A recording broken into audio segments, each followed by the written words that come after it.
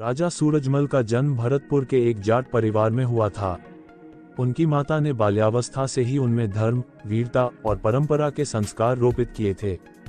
राजा सूरजमल अपनी मां से अत्यधिक स्नेह करते थे और उनके हर वचन को शिरोधार्य मानते थे।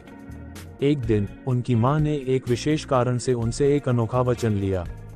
एक बार महाराजा सूरजमल की मां ने एक सपना देखा जिसमें उन्होंने एक संत को देखा जो उनसे कह रहे थे, तुम्हारा पुत्र अत्यधिक वीर और बुद्धिमान है, परंतु यदि वह पुष्कर में स्नान करेगा तो उसके जीवन में बड़ी कठिनाइयां आएंगी। उसका जीवन संघर्षों से भर जाएगा और भरतपुर पर भी इसका प्रभाव पड़ेगा। इस स्वप्न से महारानी चिंतित हो गईं। उन्होंने संत के वचनों को गंभीरता से लिया और महाराजा सूरजमल को अपने पास बुलाया।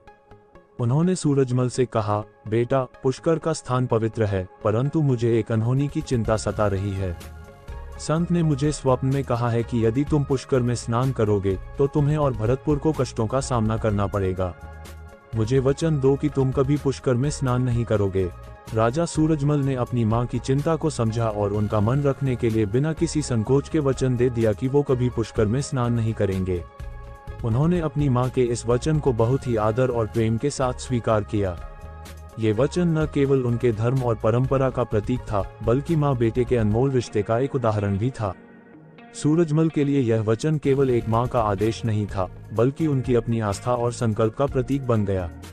इस वचन के कारण वे कभी पुष्कर स्नान के लिए नहीं गए और उन्होंने अपने जीवन में हमेशा इस प्रतिज्ञा का